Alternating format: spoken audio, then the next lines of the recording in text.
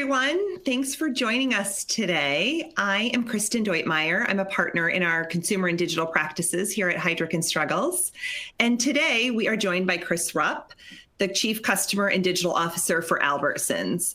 Over the next hour, you will learn how Albertsons drove tremendous financial results by accelerating their digital transformation, building high-performing, innovative teams, and evolving their culture to be more agile than ever before. Albertsons is a Fortune 100 food and drug retailer with about $62 billion in revenue. It operates stores across 34 states with banners including Albertsons, Safeway, Vons, Jewel Osco, Shaw's, Tom Thumb, among many others. Chris joined Albertsons in December of 2019 in a newly created role leading e-commerce, marketing, loyalty, data, and customer service. Within her first year, she steered the e-commerce team to scale the business to meet customer demand amid the COVID pandemic, built new product functions and supportive infrastructure to deliver better customer experiences, streamlined operational processes to reduce friction and cost, and championed a culture that is customer-centric, data-driven, and agile. Prior to joining Albertsons, Chris held various executive positions at Fortune 100 technology companies. Chris was a vice president of fulfillment by Amazon, vice president of Prime, general manager of Microsoft Store Marketing, and general manager of Xbox Store and Growth Lab. She scaled and led teams across product development, marketing, finance, operations, retail, sales, human resources functions, launched multitude of disruptive products and services, including the first Prime Day, and delivered outstanding growth and profitability along the way. Chris, thanks for joining us today. Welcome. Good morning. Thank you for having me this morning. So Chris, you've had quite the year at Albertsons. Digital sales grew 225% over the year. You've launched a lot of new innovative services and products, all during a quite crazy year. How are you? I'm doing great. I think, in many ways, I have never had more fun. The team is really rising to the challenge, and it's been great to work with the team to get so much done in the past year. Cool. Well, we're looking forward to digging in just to learn more about how that all came together. But you spent 10 years at Amazon, almost 4 at Microsoft. I mean, you are responsible for our obsession with Prime Day, for helping third-party sellers deliver packages in a couple days to us, all the things that my son buys on the Xbox store.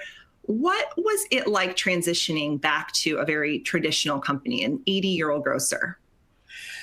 Well, I have been in the retail industry for around 30 years, and I was at a much more traditional retailer prior to going to Amazon. I was at Sears for 10 years. And so moving over to Albertsons has felt a lot like a return to a traditional company with a rich history. And so it feels in many ways very familiar. And I really love the omni-channel nature of the business at Albertsons. Mm-hmm. Mm-hmm. What were you surprised when you joined Albertsons? I think what surprised me most is how much we had in common. I've always had a tremendous desire to focus on what customers need first. And at Albertsons, there is such tremendous care for our customers and our communities. And that overlap in our desire to serve customers has really helped us achieve more. Mm-hmm, mm-hmm. So you, it's always interesting, you were coming from a more progressive, innovative companies in your recent years, and then coming into Albertsons. Like, how have you kind of integrated some of that more innovative thinking into your current organization? Well, I think the use of technology to scale, to innovate, to serve customers better is something that I've really learned a lot about in the last 15 years. And so bringing many of those tools to the Albertsons team and driving digital transformation has really been a big piece of what we have needed to do in order to be able to change more rapidly. So I think it's the integration of all the use of technology that's possible. Yeah, yeah. We talk a lot about culture fit versus culture impact. So bringing someone like you from Amazon and Microsoft into Albertsons, how have you been able to impact the culture in the past year? Well, I have to say, I joined 3 months before the global pandemic started. And so the global pandemic really, I think most companies find, had a way of forcing you to dig down and really go to town to get work done to transform the business. And so, all the leadership team at Albertsons has been working so closely together to get things done that I really do feel that. Despite the fact that I came from a different type of culture, we all have the same interest in mind. It's serving customers, and it helps get much more done. Yeah, for sure. Well, speaking of kind of joining right before the pandemic and leading teams, and we'll push this out to the audience for another poll question that we'll come back to, but just about leading remote teams over the years. So you can go ahead and answer those, and we'll come back while we continue on. So you hold the title of Chief Digital and Customer Officer. What does that signal to Albertsons, to the organization? Why those two combined? Yeah, well, I think it's a matter of putting a special focus on transformation and a move to adopt new technologies. And the idea of being a chief customer and digital officer is that putting the customer at the center of that means that we're not going to adopt technology for technology's sake. We're adopting technology for the sake of how we can serve customers better. And so those two things together, tell you the approach we're going to take in terms of how we're going to adopt new technologies. Yeah. And does a lot of data play into making sure that you're always very customer focused? Yes. In fact, we use data prolifically in our organization, both in terms of the decision making that we need to do, but also in terms of how we're building our systems and the approaches we're taking to serving customers. We're ingesting lots of data so that we understand customer needs better. We're using lots more data to build out our systems and processes. And we're also using a lot more data science to make better decisions in the business. Mm-hmm. So in your seat, who do you collaborate mostly with to drive growth and success? It would be hard for me to pick just one functional area of the business. I work incredibly closely with our chief operating officer who runs our stores as we think about what omni-channel services we want to offer our customers.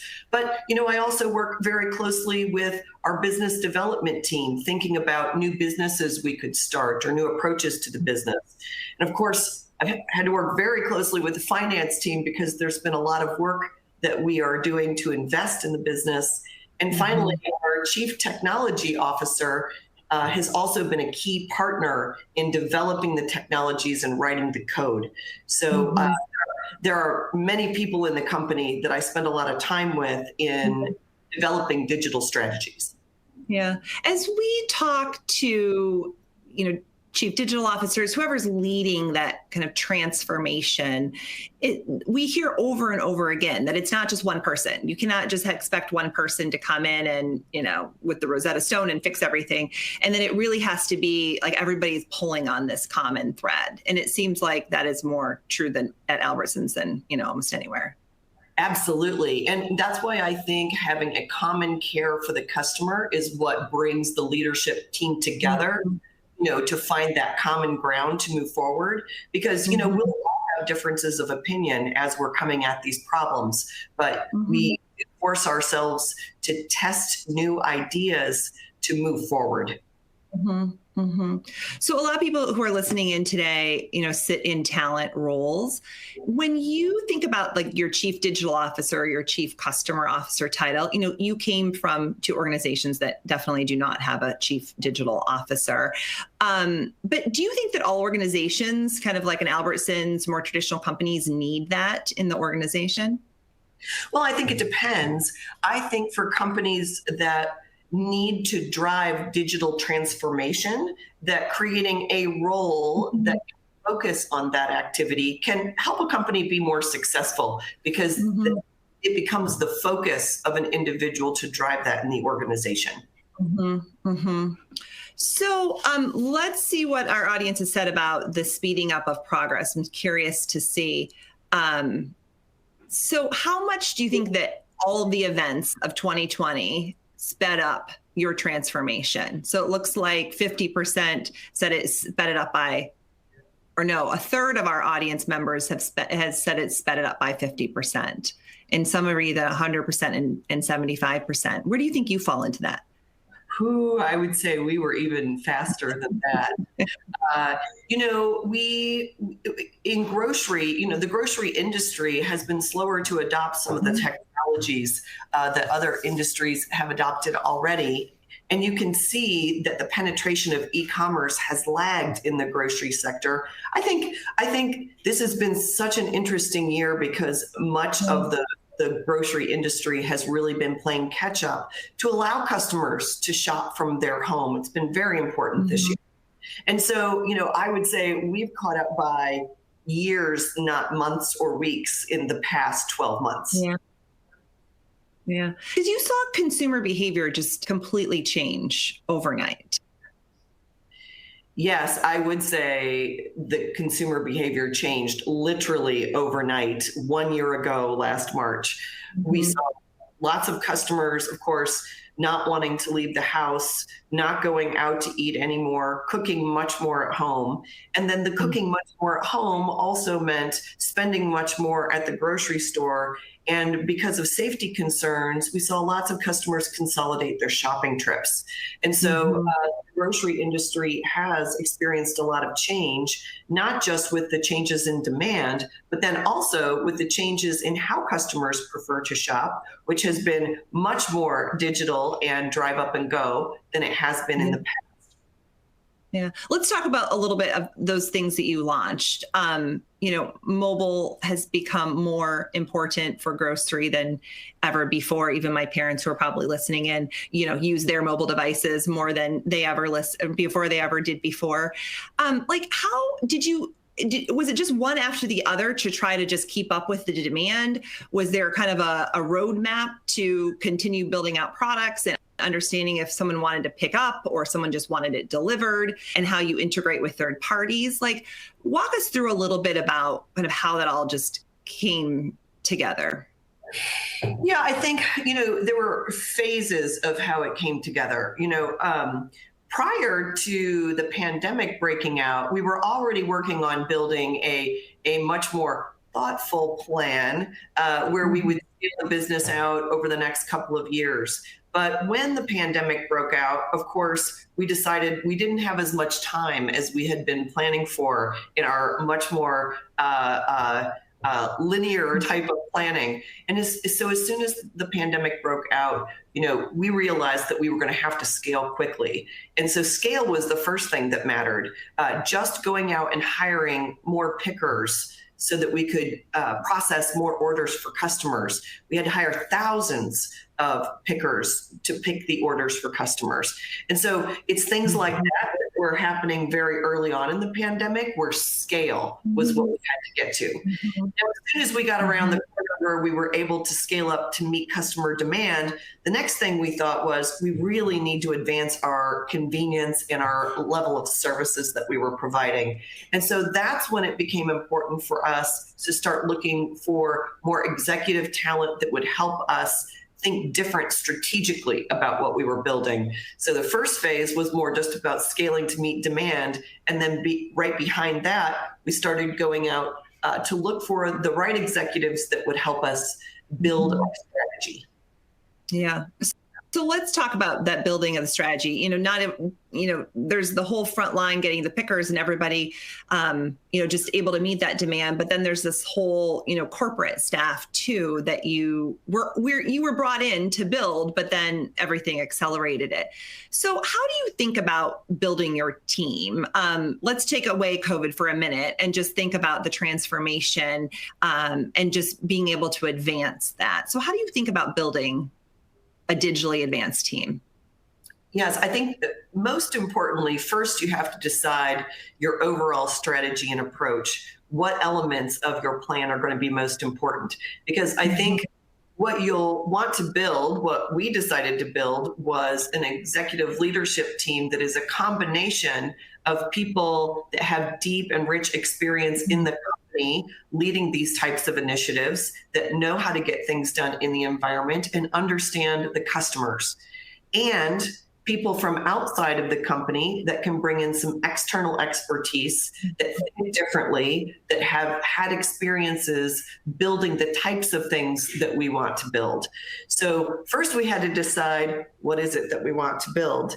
And a lot of our focus initially was on automating a lot of the work that store associates would do to make sure that we could consistently execute for our customers.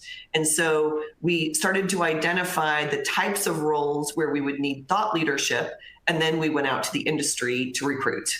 And it sounds like there was a knowledge exchange between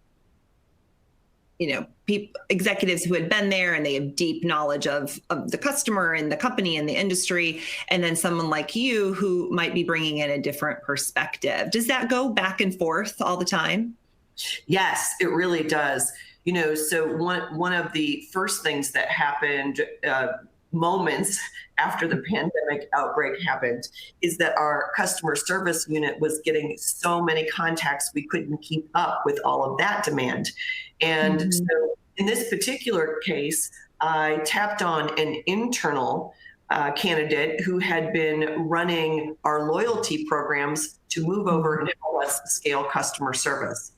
He'd never run a customer service unit before, but he knew exactly where the data was that would help us understand the demand, that would help us get out in front of the problem.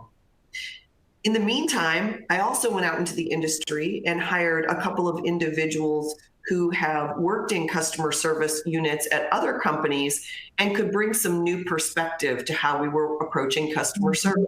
Things like how to train our associates more quickly, because when you have to hire hundreds of associates, one of the things you've got to be able to do is get them onboarded and ramped up incredibly quickly. And so there we started relying on the use of technology to help us ramp up our new associates. So that's just an example. Yeah. I mean, it's interesting that, you're pivoting existing talent into other roles. You don't always have to go out and hire, someone, but you can kind of put the puzzle together that makes most sense. Right. Yeah. And you also needed to hire roles like really quickly. I mean, even from the beginning, but then of course in the spring, you needed more people on your team. How did you have to get creative about your hiring process? Yes.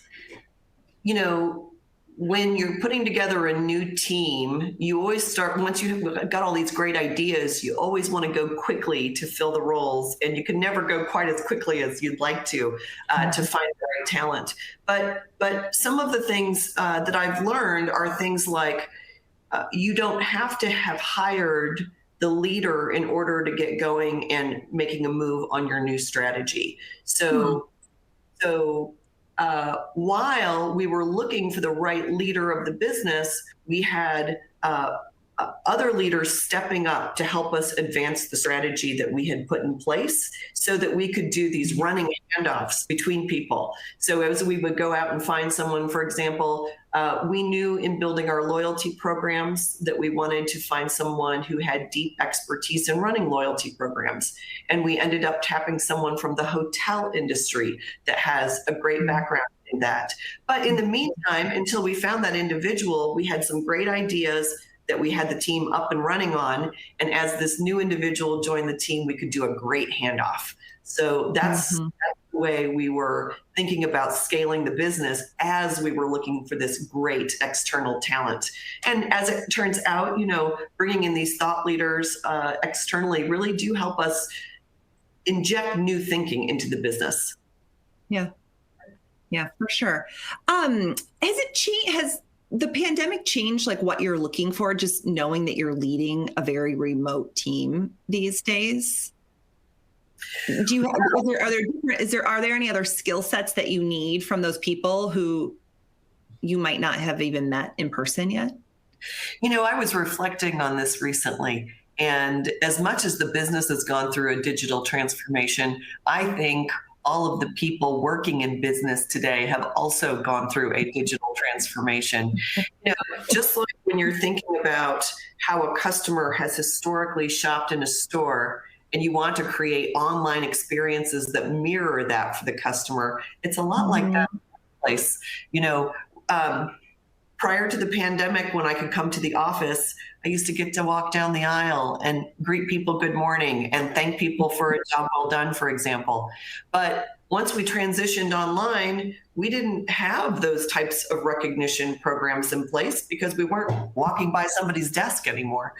So I think there have been a lot of things that we've had to figure out explicitly how to transition to an online environment to make sure that we're still doing those activities that make our work environment a rich one.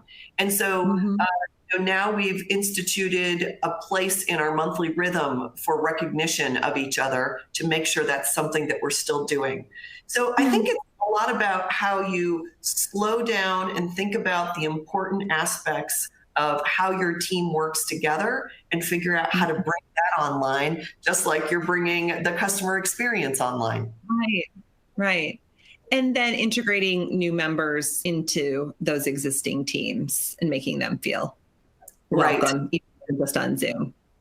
So even though we have to be on Zoom to meet each other, and I haven't met probably 30% of the people on my team in person, it's still important that, I want to meet every new person that comes to work on my team. So we do set aside time on Zoom to get to know each other. Because in the office environment, we would walk past each other in the hallway and introduce ourselves. So, I do think it's important that integrating new team members is an activity that you take time for to make everyone feel welcome and engaged. Right. Any tips, any highlights from your Zoom parties? Our favorite Zoom activity is a segment we've added to our town halls called My Food Culture. And it's a great way of sharing all of the diversity on our team, sharing the different food cultures that exist in people's lives. And it's a great way to get to know each other and on a topic that, of course, we are all united on because we all love food. I love that. So this is our other poll question, which of the following has been most challenging with leading remote teams in the past year?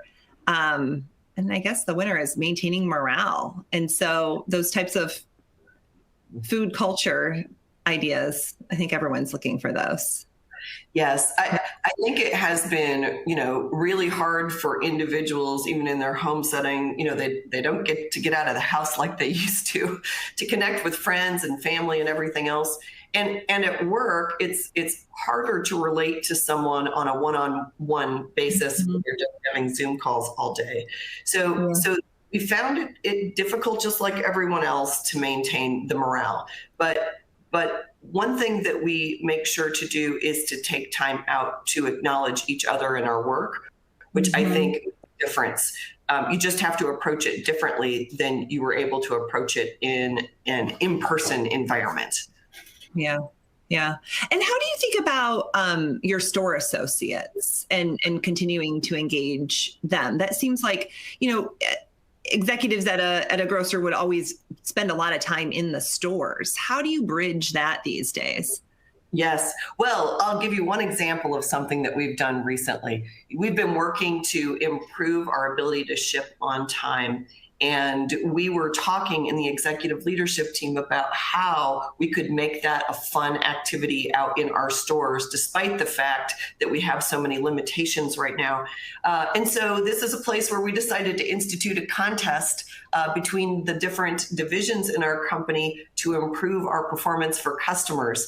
And the store teams really embraced this contest, made it a lot of fun for everyone. And the winner was the customer, because our improvements in shipping on time were tremendous. So, it's things like that we're just learning new ways to work together. Yeah. You've talked about that before to me about like making sure that those kind of core expectations are met before launching, the new fun things. So kind of always keeping your eye on, what matters, like shipping on time. Right. I personally have a very strong focus on prioritization, because I think, the team is so creative. We'll always have more ideas than we could possibly implement. And so the problem is really narrowing down the ideas to the ones you're going to implement.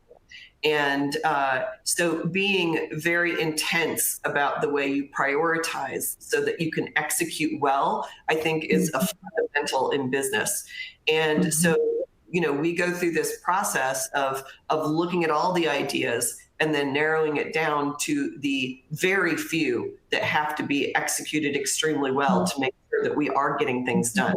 And so, about 8 or 9 months ago, we decided on 8 things that we needed to do well to have a great e-commerce business. And one of them is meeting the customer's expectations for shipping on time. That's a great example of it. Yeah.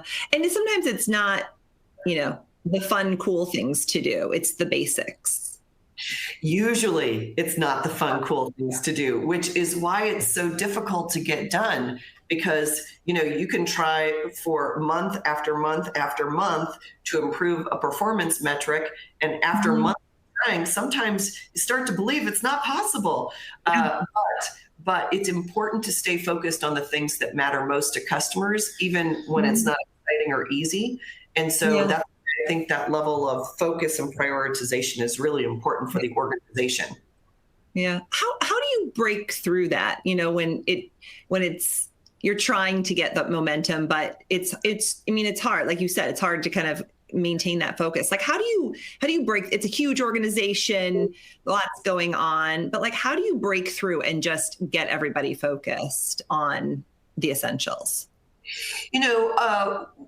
We use a lot of data to evaluate our performance and start with those things that matter most. And we have a lot of leading indicators we look at to know whether we're starting to get traction or not. And so we're using lots and lots of data to evaluate our progress on our priorities. And we're talking about it every week. We get in the room together every week to go through reams of data for about an hour and a half to look at every aspect of our business to decide where to put our focus next. And we decide that as a team together, and then we have our marching orders for the next week. Yep. You've mentioned, leveraging technology and data to make, to kind of make a lot of this possible. Is there anything that's different for Albertsons in terms of that? Like, bringing in someone from the hotel industry, having your technology officer being a close partner with you. Is it that basic, or is there something else that's kind of a, part of the secret of success? I really think it is that basic, but I think the basic things can be some of the hardest ones to do. So, as you mentioned, creating partnerships with the other executives, it's really important that you agree on what your objectives are. Once you agree with the other executives what your most important objectives are, it's much easier to get things done together. What's difficult is you're trying to achieve different objectives. Right. So I do think that, this very simple things like aligning objectives early on are the secrets to being successful or done. And what influence has the digital organization had on the rest of the organization? And there's a question from the audience too that relates very closely with that. And that is, what are some steps you've taken to raise the digital IQ within Albertsons as digital within the overall organization?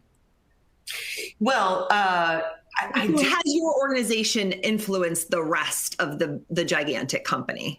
Right. We are a very interactive organization. I don't see the evidence of people acting in silos. We work together quite often. And so I would say that this digital transformation has had an impact on the rest of the company, and in a way that the leaders in the rest of the company have really taken digital transformation in their own business units, and they're driving it in each of the business units that we have independently.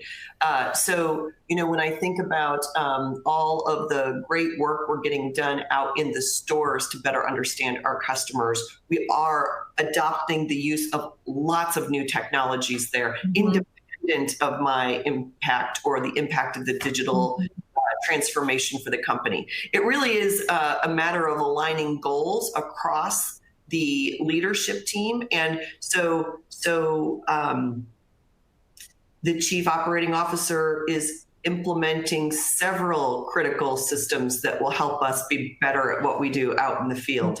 And that's going to have a significant impact on our performance. So I think everyone in the company is really embracing technology.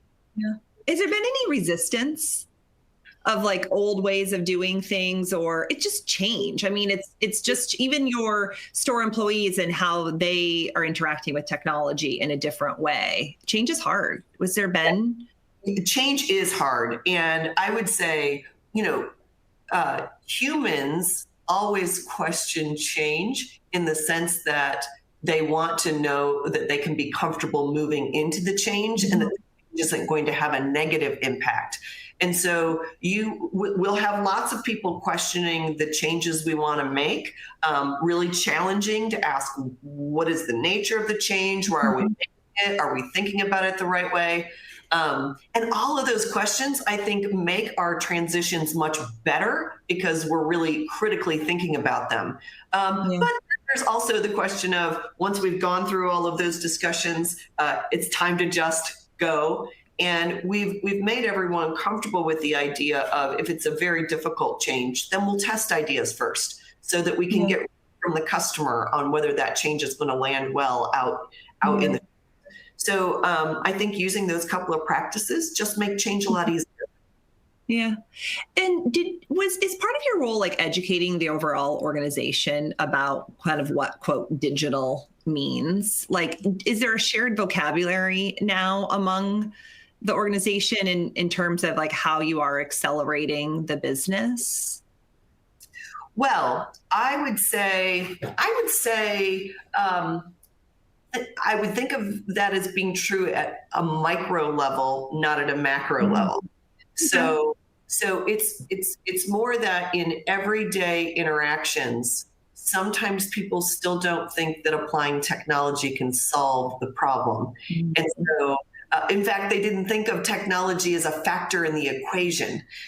So challenging what we're doing and asking how technology can make us better, is something that the digital team brings to the table, and it does make us better on these one-on-one, day-to-day interactions.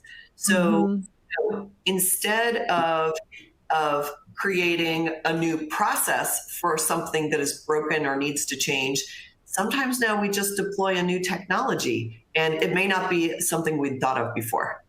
Yeah. Yeah. There's another question from the audience saying, what else beyond the technology helped accelerate your extraordinary rate of digital transformation? So many things.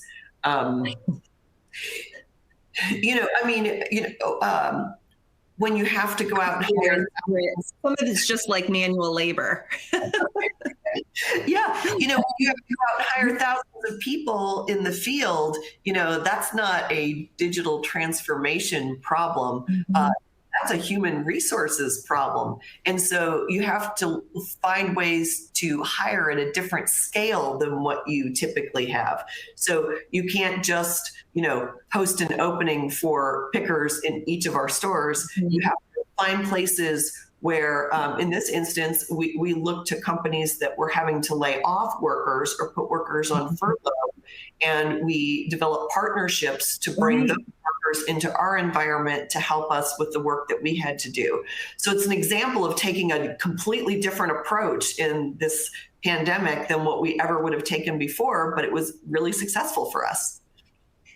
Yeah, I had forgotten about that, about taking people like from the hospitality industry into Albertsons. And it was, people who needed jobs, people, whose industries were lagging. I'd forgotten about that. Right. That's another example, totally not a digital example, but being agile and reacting in the situation, being creative and finding a place to how much you have to get done. Yeah. What else has surprised you during the pandemic? Any other big surprises that good, otherwise? I think you've talked a lot about. Oh, go ahead. Sorry. One of the things I've always enjoyed is just being a student of consumer behavior, and consumer behavior changed radically. Has changed several times within the pandemic, and it's going to change again when things open. And just being a student of that behavior, trying to understand what's happening again at the macro and micro levels for consumers, it's fascinating. Do you think our consumer behavior is forever do you think it's going to go back? Like, do you think the Drive Up and Go and the kiosks that you've launched, do you think those are here to stay, or do you anticipate they're here to stay? Do you think that store traffic is going to have an uptick, or are we always ordering our groceries through a digital device? I think the balance of shopping in store versus shopping through e-commerce, and then the other thing, eating out in restaurants, I think the mix of those things, I don't think anybody knows exactly where those are going to land.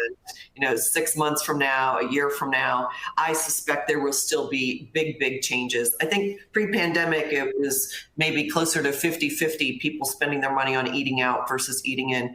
And now it's much more like 70 or 80% of the money is going towards eating in. And so I think that'll go down. I don't think it'll go back to the number it was pre-pandemic. When I think about my own household, we're cooking a lot more. We've learned to cook a lot more things this year, things that we're really enjoying.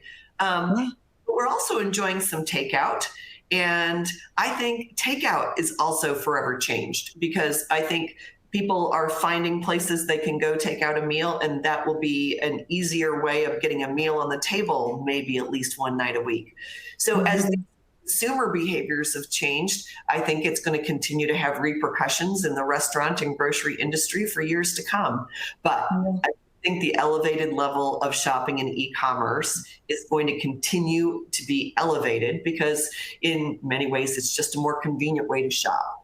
I think customers are going to be multi-channel shoppers. I think that they're going to use different modes on different days depending on their needs. Mm-hmm. Did you see any collapsing? There's always this notion of shoppers where, I don't know what the stat is, you probably do, but the percentage of people who shop at 2 or more stores, they've got a store for this, they've got a store for that. Did that collapse at all during the pandemic? It certainly did. We've observed that in our customer base. We've also seen lots of data in the industry about this happening broadly. But, customers prior to the pandemic were making a couple of different trips for different types of items at different types of stores.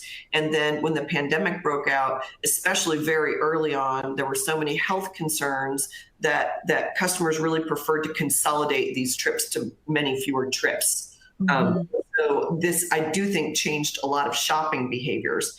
And it's hard to say if customers have found a great way to get all of their shopping done in one place, or if that behavior will change back again when things open up. Yeah. We have a bunch of questions here from the audience. One is about the customer again, and then there's a lot about your organization, the executive team, how you've kind of done that. So let's talk about the customer quick, and then we'll get into a little bit more of your role to help people think about how they would define their own roles. What can you give an example of putting the customer at the core of redesigning processes? Yes, I think, one place where we've spent a lot of time this year is on our marketing technologies.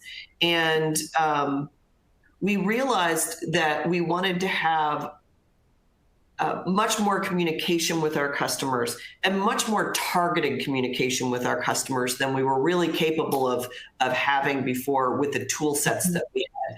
And so we've been working all year to improve our marketing stack to give us those capabilities. And one of the elements of our new marketing stack that we've just put in place is a customer data platform that will allow us to put the customer at the center of everything we do.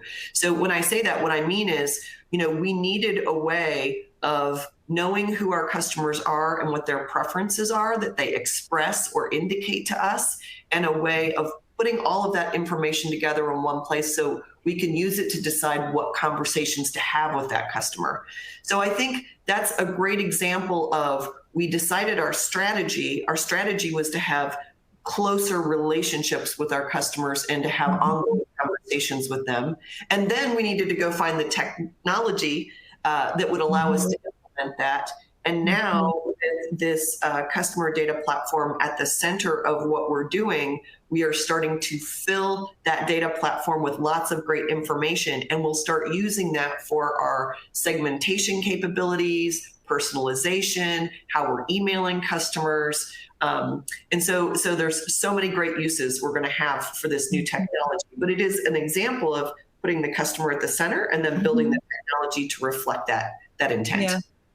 And that leads into the personalization trend is deep and here to stay, and understanding kind of, how that customer shops and then how to personalize it to each individual. Yes, because I think, the move to digital is a lot about making experiences more convenient for customers.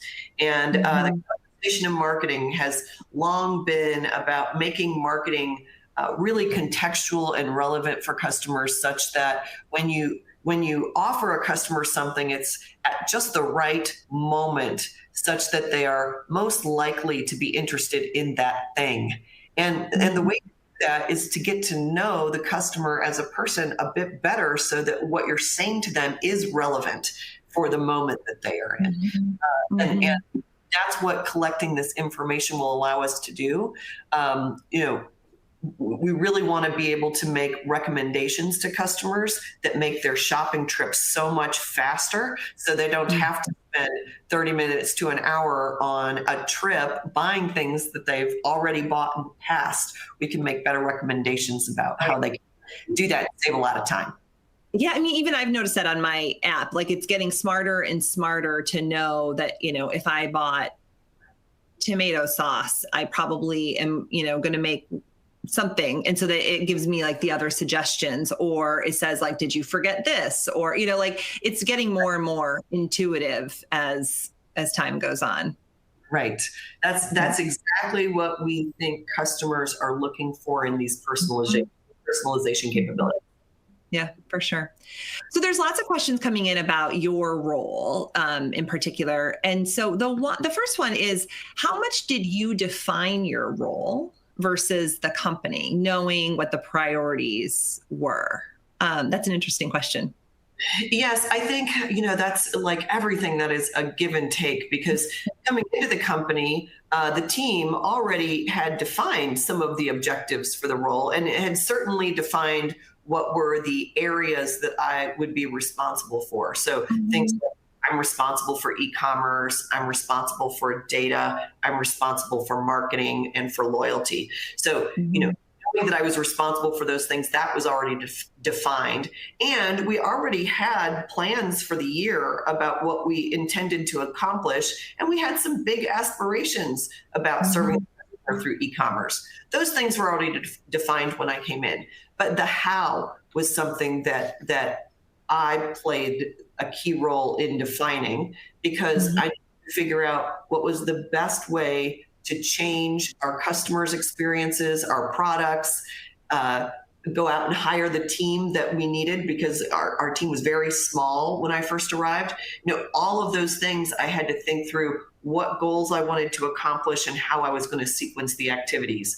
One of the things I've learned is that, you need to get busy hiring some big leaders early on because you're going to go through a lot of change and you're going to need thought leadership. So that's one of the first things that I sequence doing. But beyond that, you find what are those big things customers expect. They're going to be hard to get done. Things like shipping on time every day, day after day. And you set those goals early on, find partners across the organization, and start using technology to help you get it done. Mm-hmm. Can you talk a little bit about how you entered the organization and what your, maybe key learnings and advice for someone like you entering another organization like Albertsons? Yes. One of the terrific things about when I first arrived at Albertsons was how much time I got to spend with the leadership team, getting to know where they were on the journey with, developing business plans and addressing customer needs. So, I spent a lot of time in the first couple of months traveling with the leadership team, spending time in the corporate headquarters in Boise, spending time with my peers, and spending time with people who work for me. Just really, I like to call it wallowing. I like to wallow in information, understanding where we are, who the customer is, giving yourself some time in the beginning of a new job to get to know those things. I think going slow early on in order to be fast later is super helpful. And I cannot tell you how helpful it was. I had spent December through early March doing that when I started, because then I got shut into my house for the next year. So relationships and developing the point of view based on all of the learnings from the other executives, I think really helped accelerate me later. Mm-hmm. So it's kind of wallow, prioritize, start chipping away. Right. Exactly. Yes. Another thing you've talked about in the past is just how much support you've gotten from Vivek, your CEO, and just, the empowering nature of that relationship. Can you talk a little bit about kind of the importance of this role in relation to the CEO? Yes, and I think especially because this is a new role that was created for Albertsons, it was important to really understand Vivek's intent for how this role would interact with the other leaders, what types of deliverables he was expecting, so that we were aligned early on. And then I could go out and do the wallow and work on plans that I could bring back to the leadership team and share. And his sponsorship has been incredibly important in making sure that the whole team is working together very well. And so, that first few months, having his support to learn the business and spend time with the executives, I think that was critical. And I think just ongoing support and advice, as there have been so many challenges, opportunities, problems. We've looked for added investment over the course of the year. I couldn't have done any of that without his support. Just really having the support of the senior leadership on the team matters a lot for being able to move quickly. Otherwise, you're going to spend a lot of time just trying to get people on the same page, and you just won't move as quickly. Yeah, for sure. What advice do you have for other organizations who are trying to bring in, who are embarking upon their own transformations? And, we get asked a lot to bring in talent that are completely different than their organization. And, someone from Amazon, someone from a technology platform. What advice do you have for leaders out there? Yeah, I guess, if you bring in someone to an organization that's very different, whether that's different because, they come from a digital or technical background or for any other reason, I think the onus then is on the leadership team to decide how best to be a learning organization. Because if you have an existing team of individuals that don't have the desire to learn new things about the customer or don't have a desire to learn new practices or approaches, it's going to be very difficult for that new individual to bring different ideas. But if you come into an organization that's a learning organization in the first place, then everyone is interested in learning from each other, and then the assimilation is much easier and the impact is much greater. So I think my question would be, is your organization a learning organization, and can you set yourself up for success by becoming a learning organization? Yeah, that's a great point. And it's also if they're ready for it. Right. Like really inherently ready for change, and that you can get behind that. Right. And as we were saying earlier, change is difficult. So, when you bring in someone to make big changes, the next thing is, do you really have the appetite for that change? And you, in your role, you are as much of a change agent as anything else. I suppose you wear that change agent hat. Do you think about that? Like, I mean, do you think of that's your kind of job as well as everything else? Well, I do think of my job as generating new ideas and then collaborating with the team to evaluate them. And then there's always an element of bringing people along with new ideas. And I think that's what you're saying. It's a change leader in an organization. And I think this practice of sharing the ideas and then really listening to feedback also helps you implement new ideas faster. It comes back to there will be people who disagree with you. They may be disagreeing with you because there's something big you're missing in what you want to get done. You got to listen. But once you listen, once you've addressed all the concerns, it's time to move and move quickly. So, just getting the right balance in those things is really hard at first. Yeah, for sure.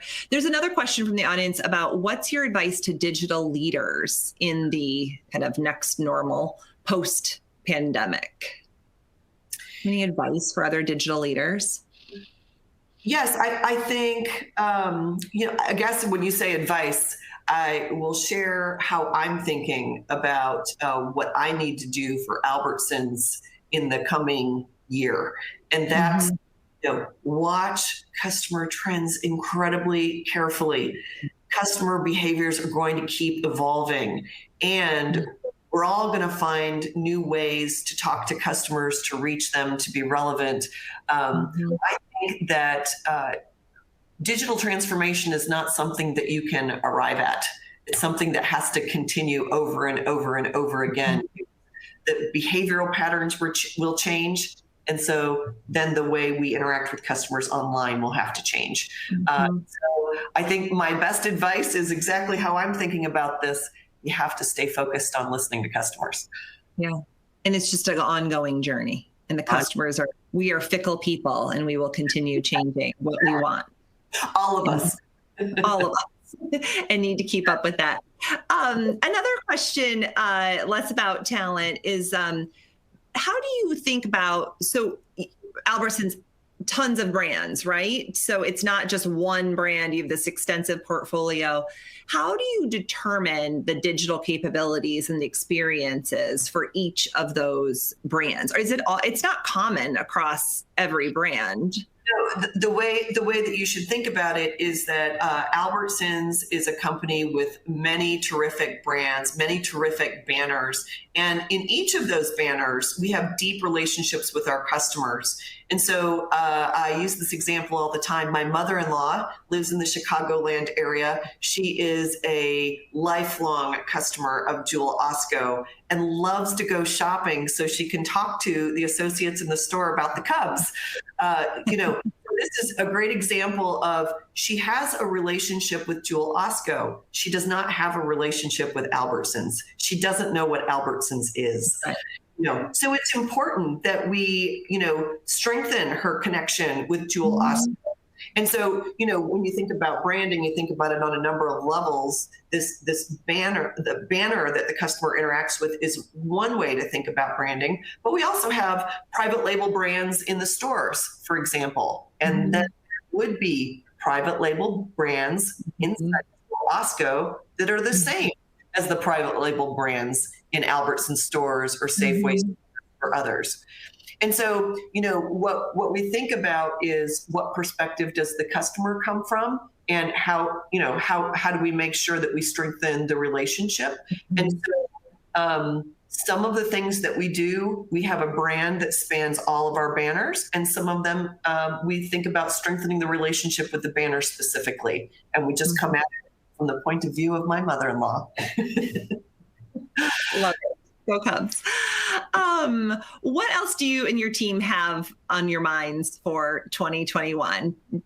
Consumer trends, consumer behavior, making sure that you are on top of that. Any other things that you're excited about? Well, for us, we've just been going through a period of tremendous expansion. We've been adding hundreds of DriveUp and Goes, hundreds of stores so that we can reach more customers. And we've got a lot to get done just by doing those things. But in addition to that, we do want to build more convenient services for customers and be on the leading edge of trying new things. And so alongside the just launching more capabilities, we are also going to be inventing on behalf of the customer. And I can't wait to release several new things this year that I think will be delightful. That's fun. We'll end on one more question about your role. And so get your crystal ball out. What does your role look like a year from now, 3 years from now, 5 years from now? Oh my God. I think the way that the role will change is in what type of impact I'm having on the business and the customer, because we'll move beyond some of these things like launching more DriveUp and Go stores. That's a pretty, it's a pretty linear thing in the sense that it's a known thing to do. But I think my job will keep getting more ambiguous, and we'll have to keep being thought leaders in order to generate new ideas and to start changing the industry in ways that the rest of the retail industry has not changed. I'll give you an example of what I mean. What I mean is that, other parts of the retail industry haven't had to solve for hot and cold chain, for example, and doing a great job at that for customers in a very short delivery window. And those are the kind of things that are important in grocery. So we have to spend a lot of time thinking about those new capabilities. So I think about how my role will evolve. I think it will get more and more ambiguous and lean much more on invention in the years to come. Well, we can't wait to watch. Thank you so much. This has been great. Just a ton of insight coming out of this. So appreciate your time and sharing your story today.